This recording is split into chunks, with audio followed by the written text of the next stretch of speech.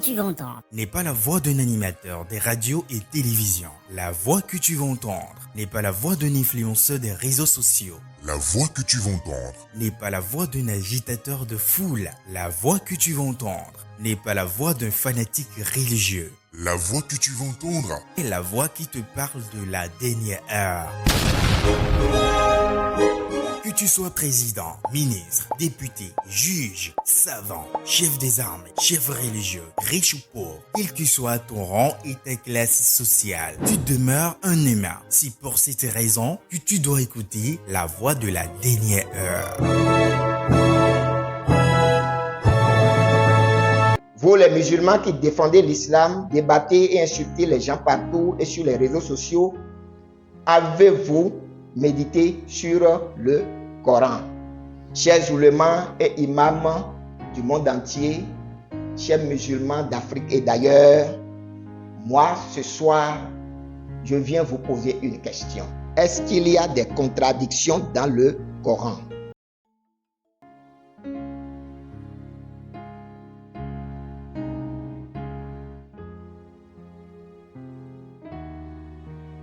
Selon les recommandations du Seigneur Jésus-Christ, dans Luc chapitre 10, versets 5 à 6, je proclame la paix sur votre maison. Je suis l'apôtre Jean du Bénin, mandaté par le Sauveur Seigneur Jésus-Christ pour vous aider à comprendre la vérité avant qu'il ne soit trop tard. Parce qu'il est écrit dans Osée chapitre 4, verset 6, « Mon peuple périt faute de connaissance ». Je sors et je parle parce que mon appel selon Ézéchiel 3, verset 18 à 21 m'oblige à le faire pour ne pas avoir le sang de cette génération sur mes mains. Si je suis sorti par la grâce du Sauveur Seigneur Jésus-Christ, c'est pour éclairer ceux et celles qui cherchent réellement le paradis et la vie éternelle, mais qui sont trompés par les dirigeants religieux de notre temps. Mais avant toute chose, je proclame selon les recommandations du Seigneur que celui qui voudra écouter, écoute, et celui qui ne voudra pas n'écoute pas.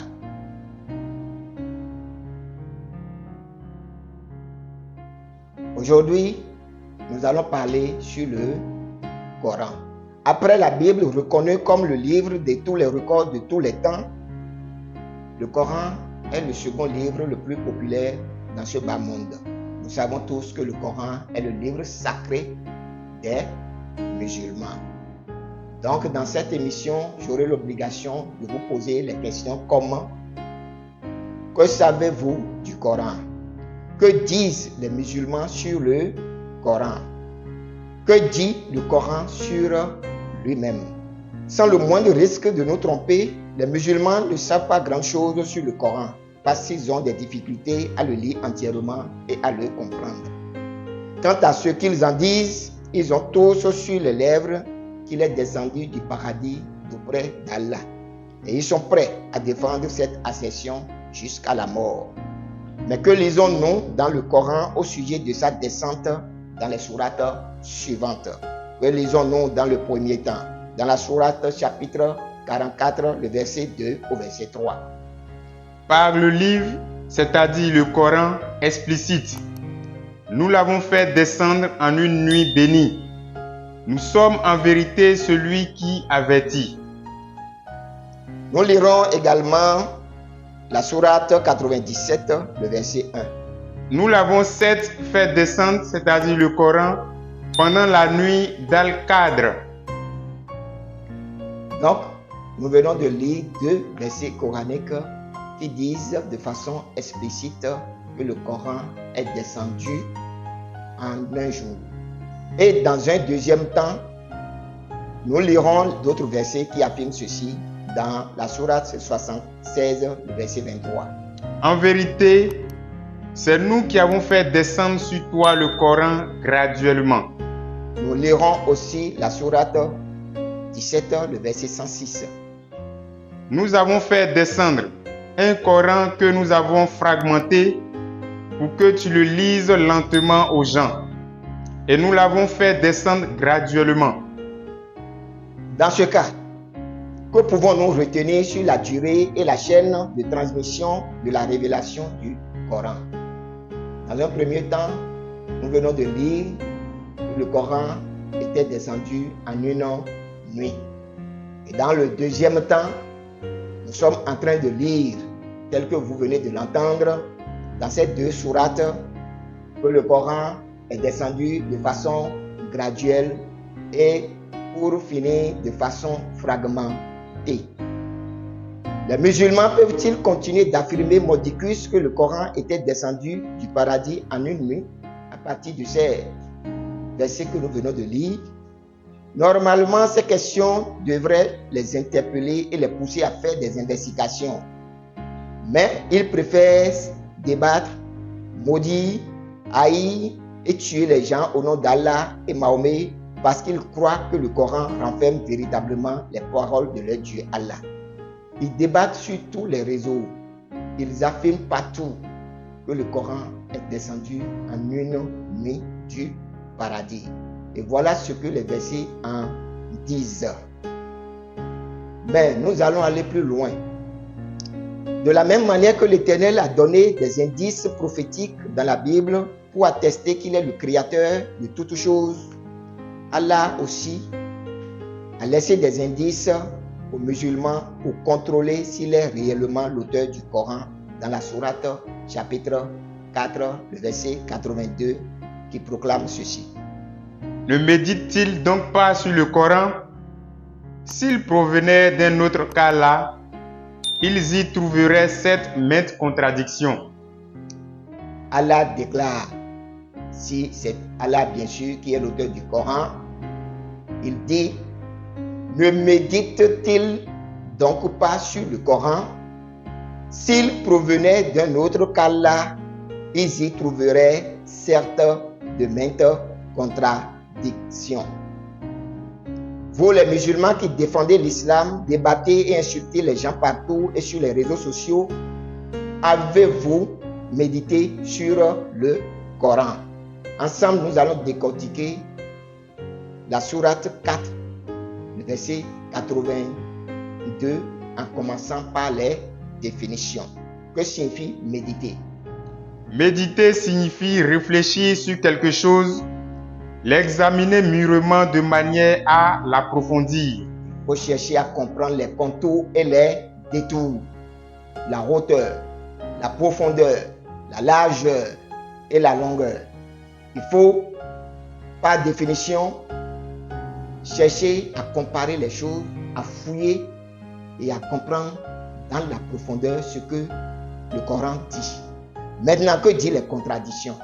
Contradiction vient du verbe contredire qui signifie opposer à ce que quelqu'un vient de dire une affirmation contraire. Autrement dit, dire quelque chose et en même temps son contraire. Les contradictions veulent dire quelque chose et en même temps son contraire. Il est écrit aussi, s'il provenait d'un autre qu'Allah, ils y trouveraient certes maintes contradictions. Que pouvons-nous dire sur cette phrase? Si le Coran vient de quelqu'un d'autre en dehors d'Allah, en examinant les textes coraniques, nous trouverons des réponses contraires sur un même sujet. Autrement dit, si les versets coraniques se contredisent, Allah ne serait pas l'auteur du Coran. Si ce n'est pas Allah qui est à l'origine du Coran, vous verrez des contre-vérités en examinant bien ces textes. Donc, de façon claire, nous venons d'apporter en 3 étapes une définition à s'il provenait d'un autre qu'Allah, ils y trouveraient certaines maintes contradictions. Qu'est-ce que Allah est en train de nous dire? Tout le monde comprend ce qu'on appelle contradiction. Et nous voyons des contradictions dans le Coran. Le Coran ne viendrait pas d'Allah. Chers oulémas et imams du monde entier, chers musulmans d'Afrique et d'ailleurs, moi ce soir, je viens vous poser une question. Est-ce qu'il y a des contradictions dans le Coran?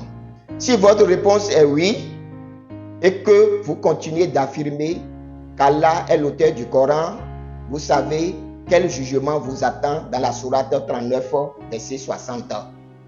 Et au jour de la résurrection, tu verras les visages de ceux qui mentaient sur Allah assombris, N'est-ce pas dans l'enfer qu'il y aura une demeure pour les orgueilleux?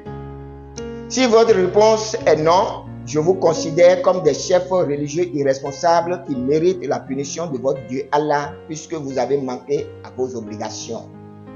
Moi, je ne suis pas musulman, mais ayant fait ce travail de fond sur les religions, selon les recommandations de mon Seigneur et Sauveur Jésus-Christ, je vous donne des preuves de contradiction dans le Coran.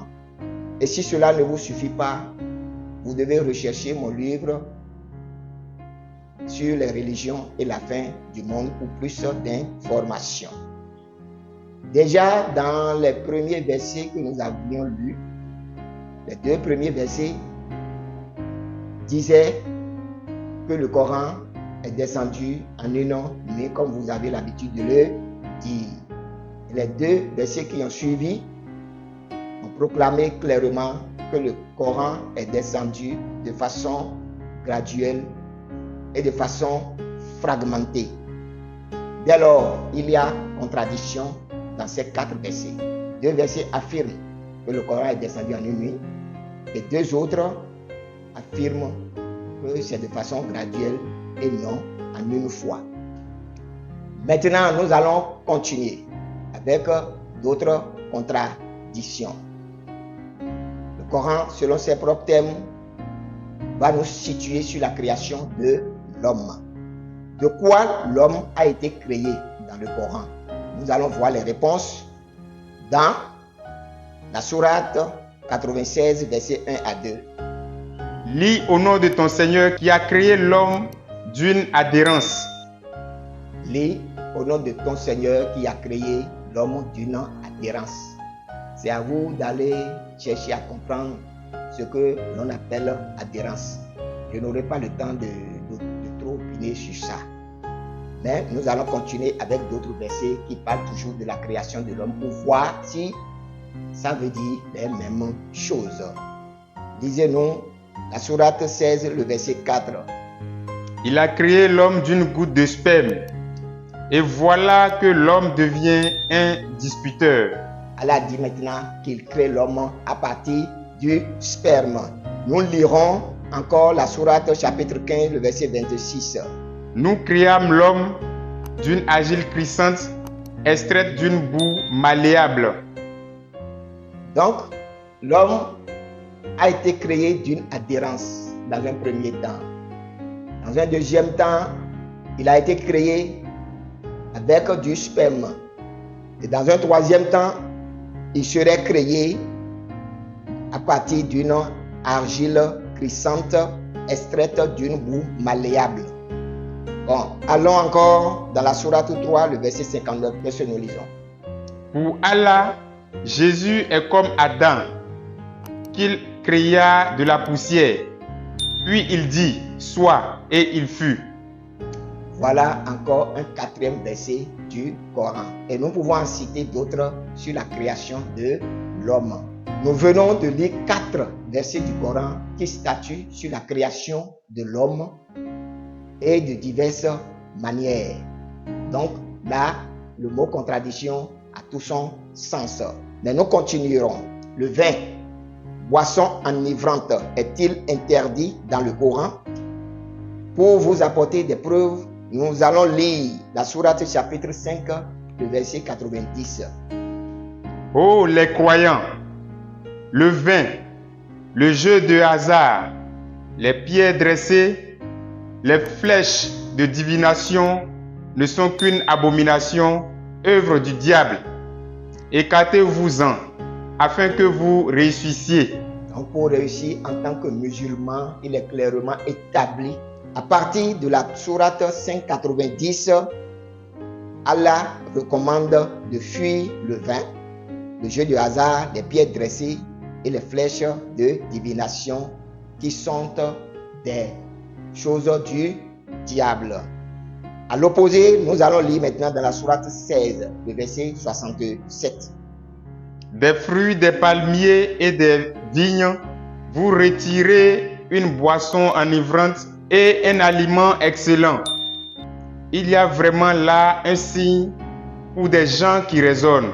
Il y a là un signe pour des gens qui raisonnent. Donc on ne doit plus fuir le vin n'est plus un tabou, le vin devient quelque chose qui est approuvé selon l'islam. Alors que dans le premier temps, on doit fuir le vin étant quelque chose de diabolique.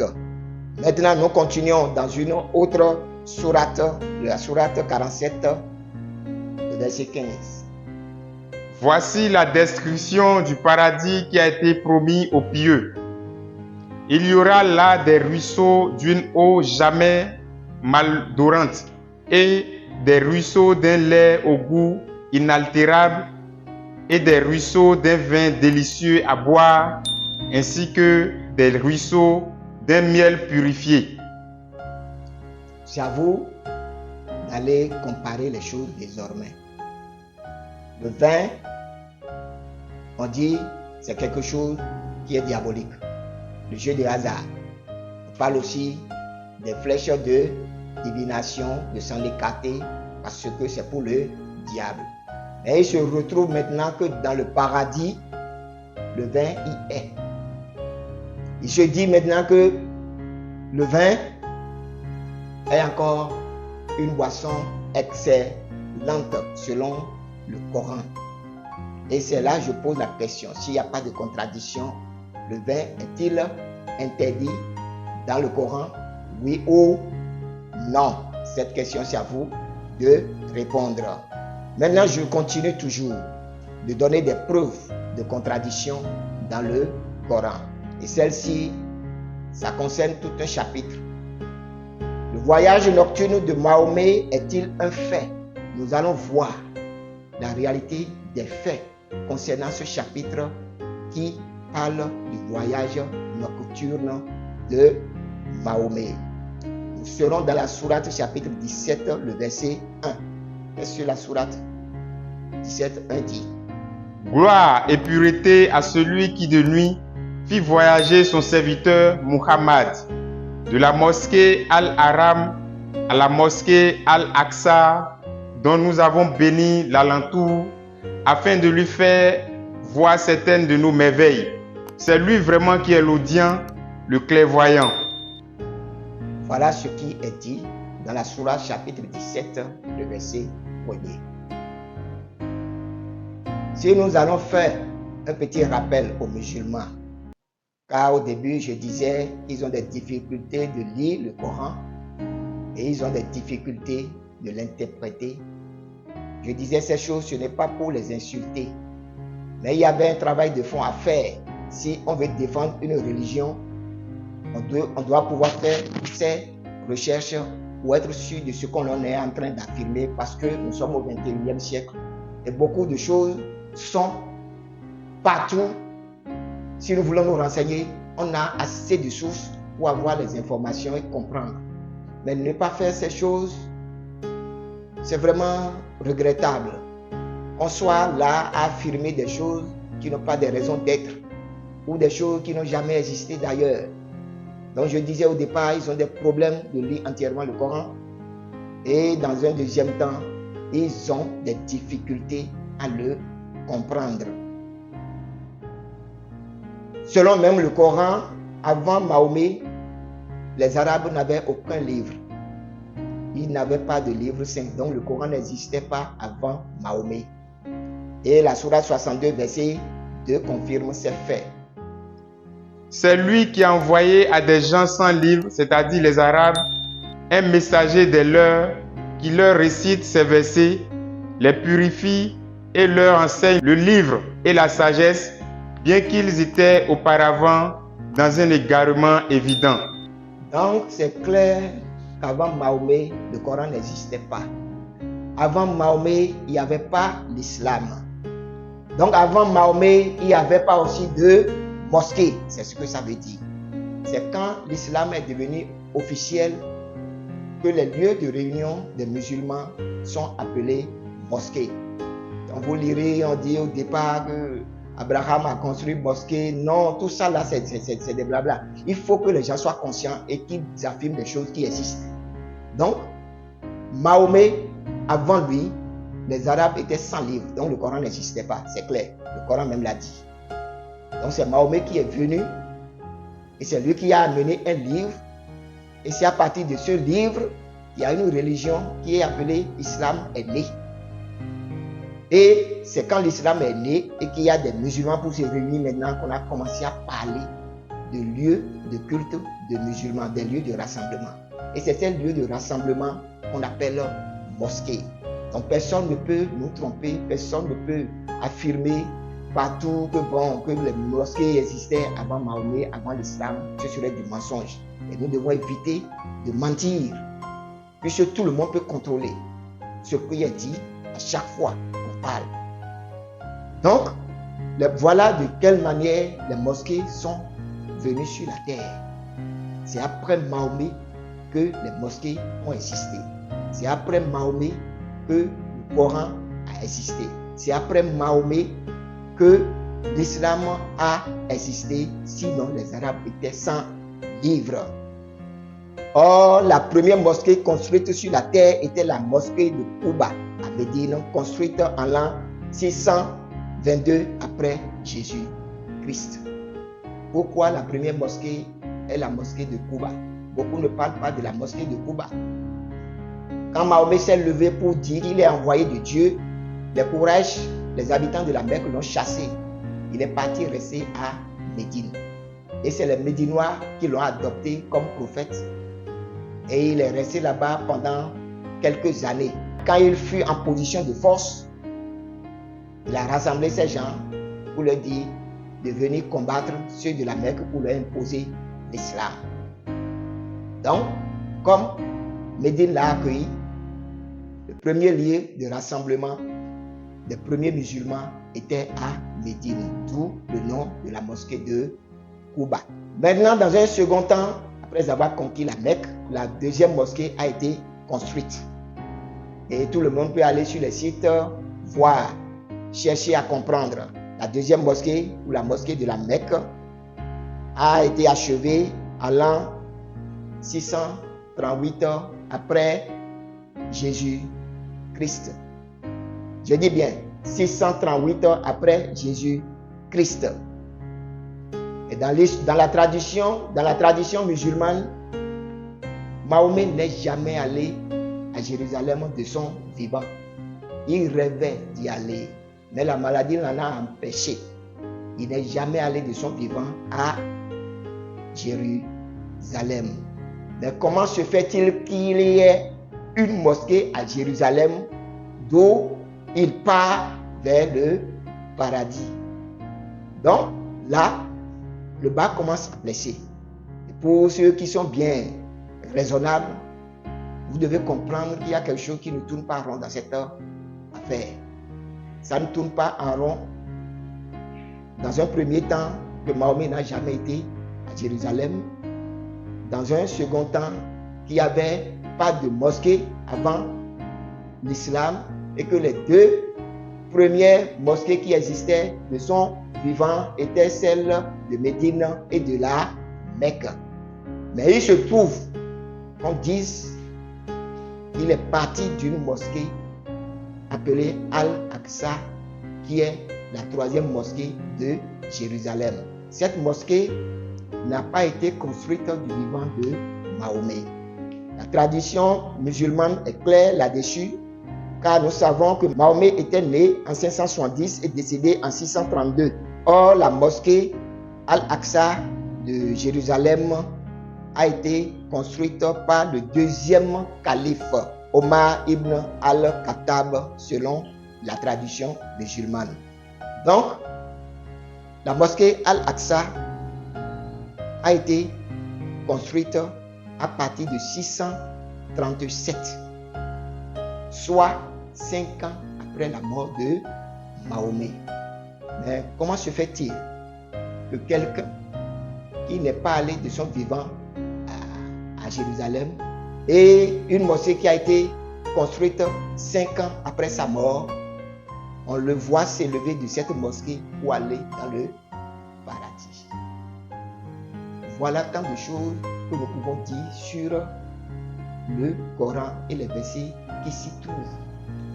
Mais Allah a dit clairement, si on trouve des contradictions dans le Coran ne viendrait pas de lui. Pour nous résumer, nous venons de voir des versets contradictoires dans le Coran. Nous en avons cité beaucoup déjà. Mais il en reste encore beaucoup. Ce n'est pas 2, 3, 4. Le Coran est rempli de contradictions. Oui, rempli de contradictions. Ces recherches, je les ai faites par la grâce du Seigneur. Et dans mes livres, j'ai laissé des preuves. Je ne vais pas tout dire. Pour ceux qui veulent en savoir davantage, il faut qu'ils recherchent ces livres, les lisent pour avoir plus de preuves. Mais déjà, avec ce que nous venons de donner, les contradictions du Coran sont claires. Il y a tout un chapitre, la sourate 17, qui parle que Mahomet a quitté une mosquée pour le paradis. Une mosquée qui a été construite par son deuxième successeur 5 ans après sa mort. Mais est-ce que vous-même, si on pense bien, on réfléchit bien, on doit comprendre qu'il y a quelque chose qui ne va pas. La mosquée Al-Aqsa n'existait pas du vivant de Mahomet. C'est après sa mort. Mais comment on peut imaginer qu'il quitte cette mosquée pour le ciel? À cette question, je vous laisse le soin de répondre.